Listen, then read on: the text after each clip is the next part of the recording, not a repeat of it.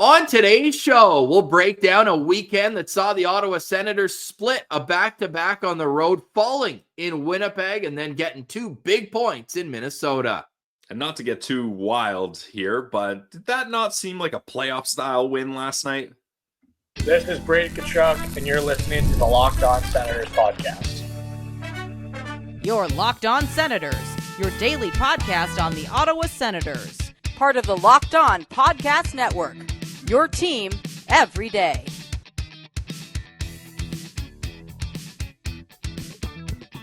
Welcome. You are locked on to the Ottawa Senators, the only daily podcast covering the Sens. On the outskirts of enemy territory, I'm Ross Levitan, alongside Brandon Piller up in the Blue Mountains. Today is Monday, December 30th, and Pilsy, we didn't even make it through the intro before you said the word playoffs. Are you nuts? Are you wild?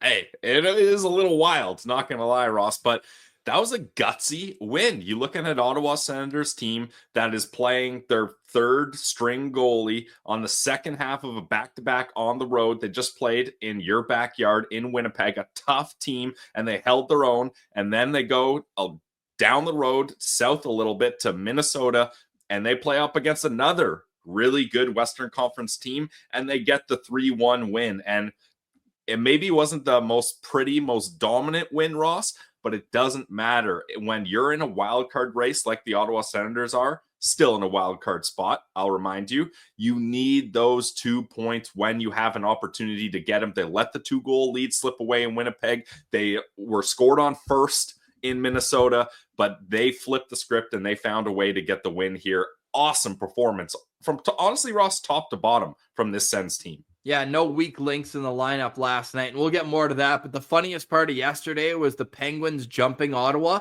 and then like Pingu, they just sat down on their slope of ice and went right back below the Ottawa Senators. So we love to see that, and also love to see every part of the lineup contributing. If you listen to the postcast last night, you know that Clevin and Matin Paolo, 2 guys who had played together in Belleville, but for Matin Paolo, his first NHL game this season, 13 shot attempts for and only 1 against when they were on the ice. And you mentioned it wasn't a dominant win in certain areas, but when they came out down 1-0, start of the second period, they put pedal down and dominated the first 10 minutes of that second period.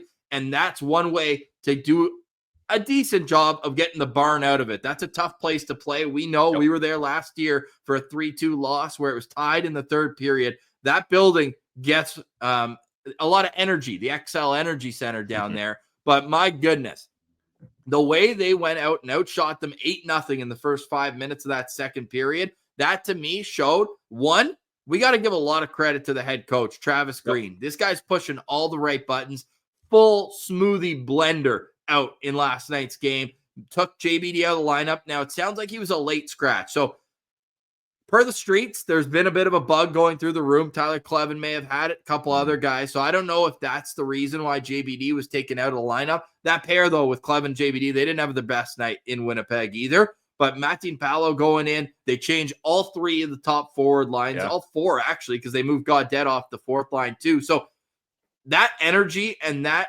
change to me was a huge boom in what Ottawa was able to do. And ultimately, they didn't chase the game. They didn't say, hey, we got to score right away. They were patient. They brought it. And man, that to me, to answer your question, that was a playoff win where things aren't always going to go your way, but it's how you bounce back within a game and make adjustments and stick with your game plan at the same time. That to me was just an awesome performance last night for Ottawa. Yeah, and I want to touch more on the lines, Ross, because you mentioned it. Travis Green really switched things up, and I feel like he found great balance with these lines. Like you look at the top line, Brady Tkachuk, Shane Pinto, Ridley Gregg. Shane Pinto's been heating up lately. Ridley Gregg scores in back-to-back games, and Brady does what he does. So that allows that line to have a little bit more balance, a little bit more grit with Brady and Ridley there. And then the second line, you talked about it on Twitter at Sens Central. Cole Reinhardt, he's been a nice story here, but that's a guy you cannot have playing in your top 6 if you're going to have success. So Adam Gaudette gets another opportunity with Tim Stützle and Drake Batherson. And then the third line, we see Josh Norris down on the third line, but it's not like he's down there with other bottom six players only, because Claude Giroux was attached to that line with Nick Cousins. And then this is a fourth line that I think makes sense. Cole Reinhardt, Zach Ostapchuk, and Noah Gregor. So I just found the lines in Winnipeg, they didn't seem quite right. And then with these switches, every line made a lot more sense and had guys slotted in ways that they were set up for success, in my opinion. They were set up for success, and they brought it. You look at that top line, Ridley Gregg, Shane Pinto, and Brady Tkachuk played over 13 minutes together, and the expected goals when they were on the ice were 68.8%. They just had the puck down low. They grinded it out. Pinto's just ripping the puck now. His confidence is right back to where you'd like it to be. He ends up with just a one shot in mini, but he had 4 against the Winnipeg Jets. You had Brady with 6 shots on goal last night. Like, just the way they were working, Ridley had 3. So as a line, they had 10 shots on goal, just the 3 of them. So Ridley, that's got to be close to a month high, because I know he started the year in the top 6, but him playing almost 20 minutes, and deservedly so, he gets on the board for back-to-back games. He's a +2 in this one. I can't say enough about what Travis Green has done to this team. And you see him in the locker room. He's light, but he's also like, it's like a serious note, but you know that he's the kind of guy that players want to play for. He's just, it's such a breath of fresh air, man. We thought it was going to be last year. We saw like the changes to ownership and management, but clearly it does take a little bit of time to establish a culture. And then you bring in the full-time head coach, and things are just looking in the right direction right now. Like you said, like no weak link. I thought Travis Hamonic got his best game of the year last night too. Yeah. He was physical, and he was moving the puck with purpose. That's something that's been a bit of a problem with him, where it's like it's just a bit of a grenade on his stick sometimes. It blows up. You don't know where it's going. He was solid last night, all over the lineup. And how about Jake Sanderson? I know he had 3 points in the game against Vancouver, but over the last 5 games, he is at 5 points. Like, if he can keep up what he's doing right now, I mean, sky's the limit for this team.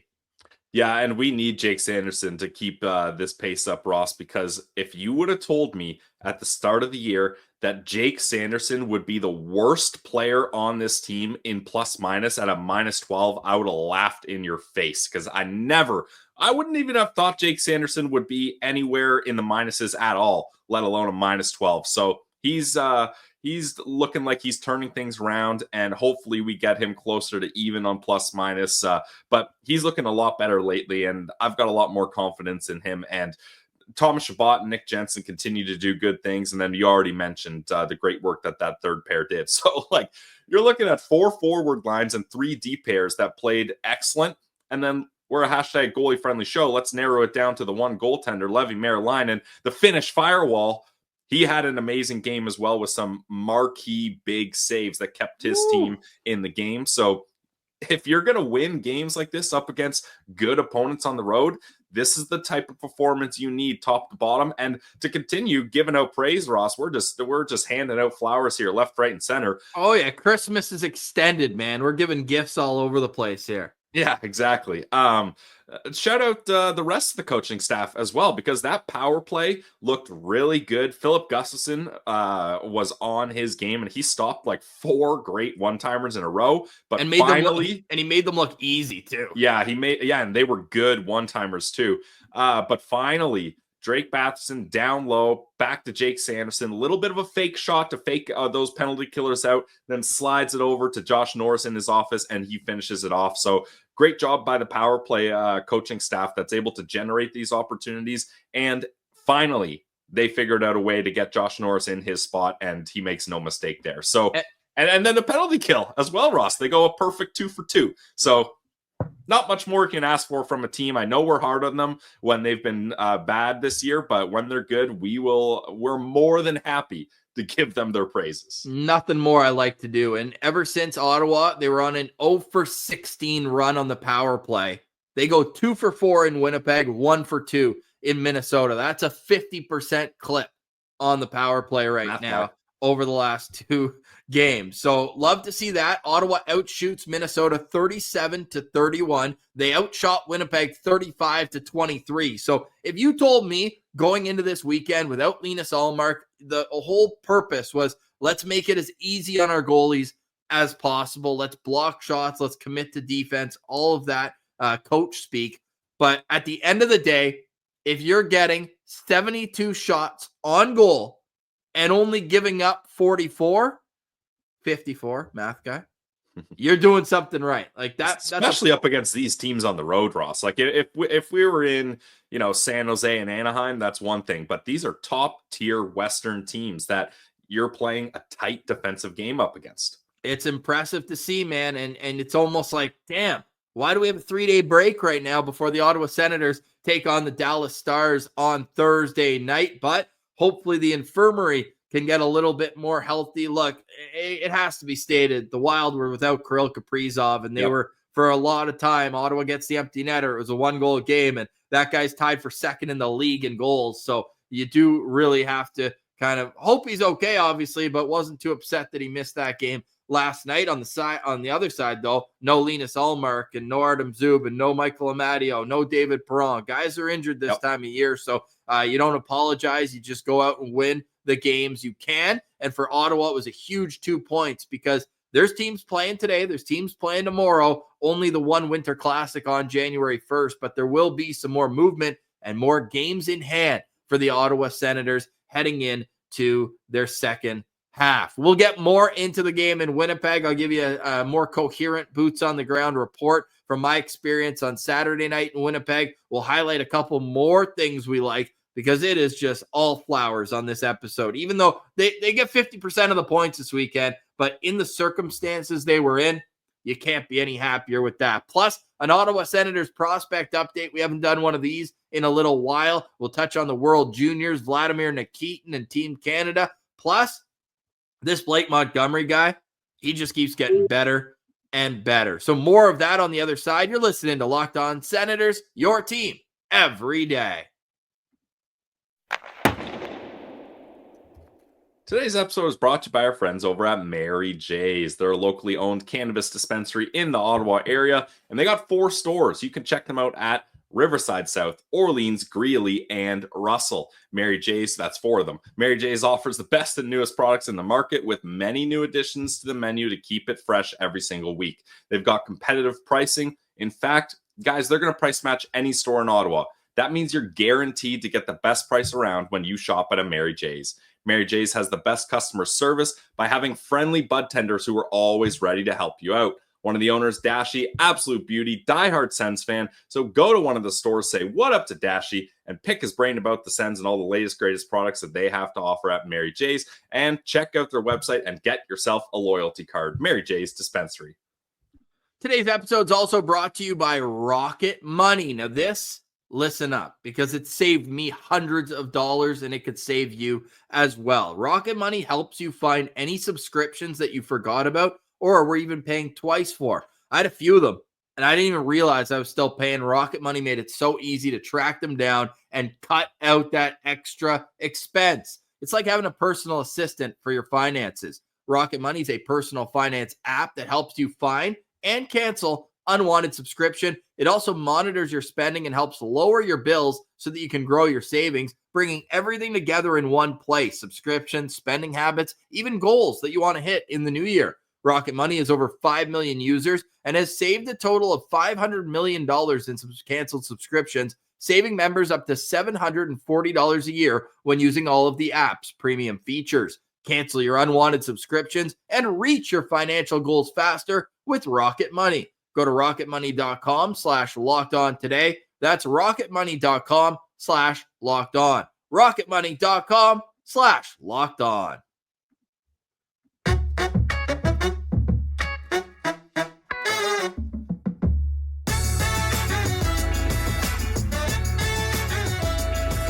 All right, Millsy, I'm still hydrating after Saturday night in Winnipeg, hockey night in Canada. Great experience to be there. Unfortunately, the boys couldn't get that third goal, which I felt like would have pushed them over the hump. That Josh Norris attempt where he goes off the post shorthanded, the Josh Norris attempt on the power play where he goes right off of Hellebuck's left pad. You got to tip your hat, though. Connor Hellebuck was sneaky elite in that game. Feel like that's kind of a common theme for Connor Hellebuck. It's not like he's making those like Vasilevsky behind the back saves or anything like that. He's just always square, always in position, and he was just unbeatable in that game. Yeah, and I mean, that's what happens when you go up against a Vezina winning goalie, and we've come to expect that anytime the Sens play the Winnipeg Jets. But overall, Ross, they don't get the win, but still a good performance as someone that was 5 rows up from the ice. You can say that better than anyone. Dude, shout out Gametime, man. Got those last minute 130 each for like literally 5 rows up. It's an unreal deal, and really had a great time at the game. What I also love to see is the Nodak Sens phenomenon has caught on in ways we did not even think possible. Think about when we made that moniker up. The COVID bubble was going on for the NCHC, and there was no Sens hockey. We were locked on Nodak Sens. I think I even made my Twitter username that for a while. Like, it was really cool to see how many North Dakota jerseys people had with like a Sens hat. So it was like a little bit of both. People were there to support Jake Sanderson and Shane Pinto, JBD, and Tyler Clevin. Like, it's a really cool thing. You're so far from home in a way, but to have like a little hive there in Nodak, like I just thought it was super cool. Like, as many people, and it still kind of blows my mind that people are like, hey, Locked On Sens, as I'm walking through the concourse. That I always make sure that anyone wearing a Sens jersey, whether they're in line for the bathroom, for a drink, or that, I always walk by them. I say, you look fantastic tonight. I always make sure to give them a little props on the way by. And I had almost as many people say, yo, Nodak Sens are buzzing tonight, all that. So I just thought that was the coolest thing. And like you experienced in Calgary too, man, Sens fans, sneaky travel well. Yeah, and shout out the people of North Dakota. They're all such great people. When we went there to do the tour of the Ralph, the rink there, like everybody's just so nice and fired up about it. So yeah, Nodak Sens live on it. And Ross, it's awesome to see all 4 of them in the lineup pretty much on a nightly basis. Obviously, JVD didn't play last night, but like these guys are a big part of the reason why the Ottawa Senators will have success in the future. Yeah, so unfortunately, that'll be my last boots on the ground game in Winnipeg until the Stanley Cup Finals. Well, we'll see about that, Ross. The Jets have to make it out of round 1 first. Right.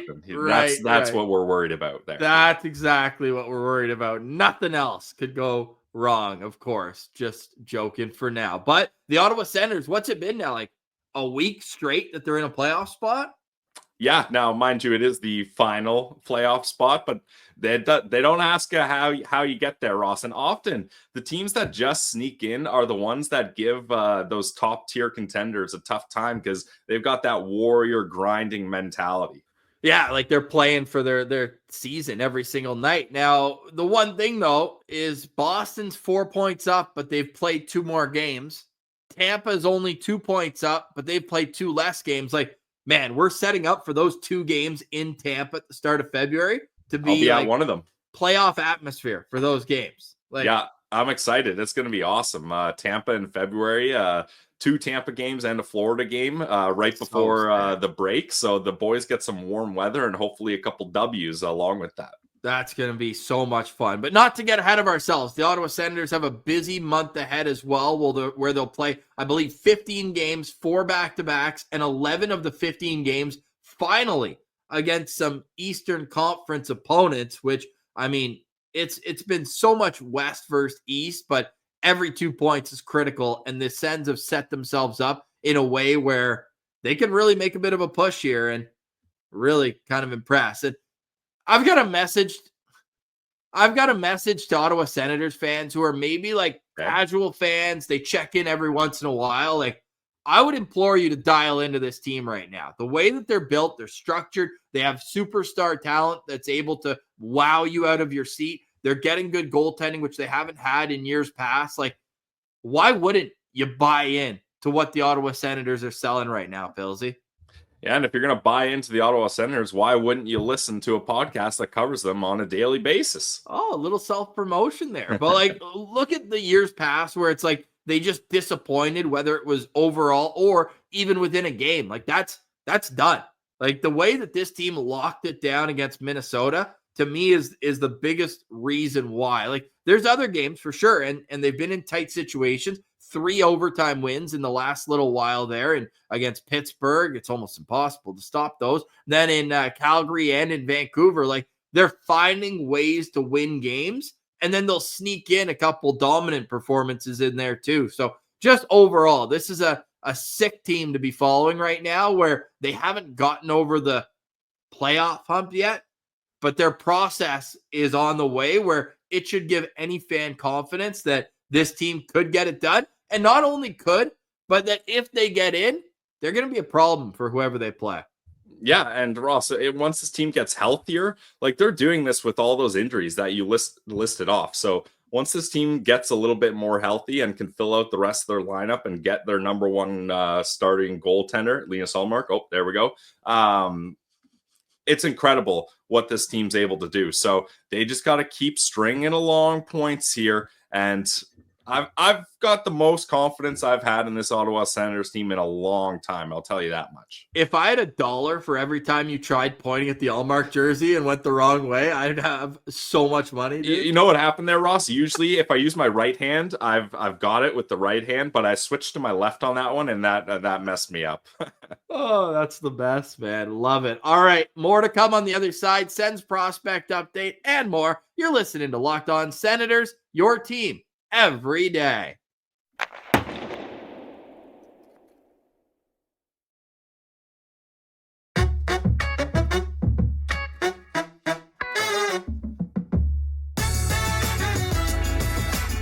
All right, Pilsy, here for the third segment on the second to last show before the 2025 calendar begins. The Senators, no more games for them. Tomorrow, we will do a year in review episode, and then on Wednesday, we will have what we're hoping to see in 2025. Playoffs, end of show. Not just kidding, but we will have some detailed goals for the Ottawa Senators for the 2025 calendar year. A reminder that if you have a small business or a local passionate business about the Ottawa Senators, we do have advertising opportunities available for you. So just shoot us a note, whether it's on Twitter at Sens Central, or there is a contact email in our YouTube bio. But Pilsy, not only are the Ottawa Senators buzzing at the NHL level, but they do have a couple prospects that are worth talking about. Before we get to those ones, let's touch on the one that's in the World Juniors. I feel bad for Vladimir Nikitin, honestly. Goalie for Kazakhstan, and like that's his net. Like they were down 14-1, I believe, if not 14-2. And he's stuck in there, and he was making poke check saves out of his crease, looking like Kachetkov on Brady Tkachuk with like seconds left in this one. So, hey, tough one for him, but you just got to respect the battle and the grind that he's put himself in. And he faced 52 shots in his first game, Pilsy. Yeah, but I mean, as a young goalie, that's how you get better, Ross. You have to have those opportunities to battle through adversity, and he's battling through adversity. So, yeah, shout out Vladimir Nikitin. 17 goals against in 104 minutes, because he came in relief, I believe, in the Czech game. He let in 9 goals on 26 shots. We knew it wasn't going to be easy for him, but he's getting practice in. Let's just say that. Oh, we're talking about practice in the group stage of the World Junior Hockey Championship. Well, that's the Ottawa Senators' only prospect at the tournament. One prospect I'm about to go on a snub tour. Forget Carter Yakemchuk. What Blake Montgomery's doing right now with the London Knights. And a lot of people at the start when he got there and he was producing a point per game, if not more, they were like, oh, it's the London Knights. They've got Easton Cowan. They've got Oliver Bonk. They've got Kasper Halttunen. All those guys and more, Sam Dickinson, are at the World Juniors. And he's still producing. Yeah, that's what he does, Ross. In 18 games with the London Knights, he's got 10 goals, 10 assists, and he's on a bit of a point streak right now. In his last 5 games, he has points in all those games with 8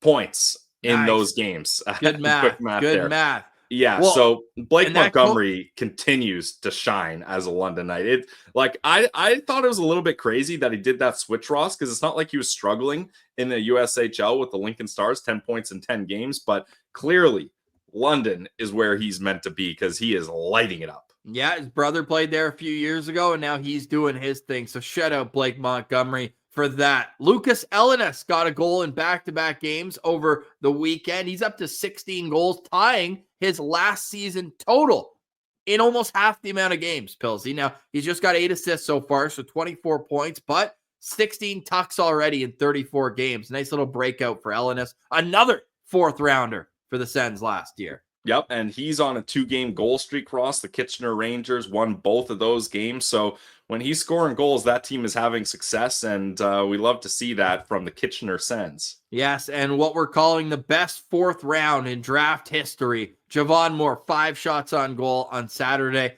He's on a bit of a pointless skid, though. No points in his last 4 games. He's sitting at 13 points in 23 games in the USHL. He will be going to the University of Minnesota next fall. Gabriel Eliasson, the extra for Team Sweden, so didn't make the team, but would have been called if they needed one more. He was back in action against the Brampton Battalion, back-to-back games against them. No points, 6 penalty minutes, 3 shots on goal. That's a healthy weekend with 2 wins for Gabe. Yeah, I mean, hey, he's done a lot better than we thought in the OHL. I thought he was going to get penalized a little bit too much. He's still racking up the PIMs, though. Just 74. Yeah, but we'd love to see Gabriel Eliasson continue to chug along here. And I got to get myself to a Barrie Colts game. It's a crime that I haven't seen him play live when he's just about an hour away from me. So I got to do that. Feels like this is going to be an ongoing bit all year, and you never go. I am a notorious procrastinator, so I'm trying to find a time to go. Okay, Gabriel Eliasson leads the Ontario Hockey League in penalty minutes by 1 over Matthew Andonovski, another Sens prospect with Kitchener's got 9 points in 34 games there. But hey, what I love to see about Gabriel Eliasson as well, last year he played the most games he's ever played, 36 with HV71's junior team. He's already at 33. So he's going to play more hockey than ever before, and we'll see how his development goes. Remember, he just turned 18 in September, so he's one of those late birthdays. He's got a lot of room to grow, and obviously he's got the 6'7" frame here to continue to fill out. Carter Yakemchuk, primary assist on the overtime winner. What have you seen from him recently? Yeah, he's got 30 points in 27 games with the Calgary Hitmen, and the Hitmen are enjoying a nice season, Ross. Remember, we were a little concerned. Hey, are they going to be a middle-of-the-pack team? Is he going to get traded from there? They're 3rd in the Eastern Conference in the WHL right now, and he assisted on the overtime game-winning goal in his last game. So not only can he score goals, Ross, but he can set them up too. It's been 9 games since Yakemchuk had less than 3 shots on goal in a game. This guy's just bringing it offensively. He had a game where he had a goal against the Kamloops Blazers. They won in overtime, 8 shots on goal. And the game before that, he had 6. And the game after, he had 5. He is putting everything at the net. We obviously still need to see a rounded game for him at the next level. He's a -4 on the season so far, but still love it. 12 goals, on pace for 28 goals, 70 points. Almost identical to his last season's output, but with 40 less penalty minutes and in a few less games as well, 3 on the projected side. So, hey, we're excited to see Carter Yakemchuk. And, I mean, for him, it's the playoffs. For him, it's what are you going to do when the pressure's up? That's why we wanted him to be at the World Juniors so badly. It's like, what can you bring when the pressure mounts? And I'm looking forward to seeing that when the time comes for the WHL playoffs. Any prospects we didn't hit on there, Pills? Nope, those are the ones that I wanted to hit on. Those are the ones that are excelling. Oh, actually, no, now that you mention it, there is one more. Tomas Hamara. You got to give this guy credit. Sure, he was hoping to be in the AHL, not the OHL, but if you're going to get sent down to the OHL, you might as well dominate. In 25 games with the Brantford Bulldogs, he's got 29 points. Ross, in his last 3 games, he has 8 points. He had 4 assists in his last game up against the Owen Sound Attack. So he's doing everything he can down there. He is. And the team that sent him down, the Belleville Sens, they fell 4-3 to the Toronto Marlies on the 28th. They also fell 3-0 to the Marlies on Boxing Day. So they're on a bit of a skid right now. Yeah, it's tough. I mean, when both your goalies are called up to the NHL and a couple of your top players, when you look at Cole Reinhardt and Matim Palo, it's going to be tough for them. So at least, Ross, they're putting up a good fight there, but they are now out of a playoff spot in the North Division. So we need some bounce back games for them coming up here. Yes, we do. And 2 of their next 3 games, though, are against the Utica Comets, who have 6 wins in 25 games. Their work is cut out for them. But hey, that's a resilient group, and we know Coach Belzy is going to find a way to get those guys fired up. Yeah, I'm looking forward to that. Did you see Zach McEwen's goal the other night where he did a little alley-oop pass to himself? AHL Gretzky. It's actually insane what he's doing down there. Another guy who I want to highlight too is Angus Crookshank. 12 goals for him, leads the team in goals by double. Cole Reinhardt, who's only played 13 games, has 6. So does Wyatt Bongiovanni, also 16 games. So Crooker, out of all the players, has obviously played the most games, played in all 26 games, and he's got 12 tucks. Now, he's on the old Cy Young pace, 12 goals, 3 assists, but I'd like to see if Ottawa does have more need after an injury, or even if they want to rotate him and Cole Reinhardt. I think Crooker needs another look at the NHL level. I thought he was perfectly fine last year. Yeah, he's earned it. So, also the Disher's starting to feed. He had a sick assist, Stephen Halliday, in the last game, and he had a 3-point night a couple weeks ago, and he's on a stretch right now where in the last handful of games, he's only been held off the score sheet twice, and once in one of them, the team got shut out. Yeah, you love to see Stephen Halliday continue to light it up, because he's going to be a big part of that team. If they're going well, I bet we can point to him dishing out points as a reason why they're able to get going offensively. He was on an 8-game point streak, has points in 10 of his last 12, and because he had a 3-point night in there, he's actually got 13 points in his 12 points in his last 12 games. So hopefully he can keep it rolling as a guy who could be a sneaky, really good player at the NHL level. All right, Pills, any final thoughts on today's show? I'm feeling so good after that weekend. No final thoughts for me. Just enjoy the victory, guys. All right, we'll be back tomorrow to wrap up 2024. Leave us a comment below. What are your favorite memories from the past year? We'll touch on all of them tomorrow on the show. For more, check out the postcast both Saturday and Sunday for deeper dives into each game the Ottawa Senators played. Thank you so much for watching, listening, and engaging with the show. Shout out to Mary Jays for jumping on with us and Rocket Money. This has been another edition of the Locked On Senators podcast, your team every day.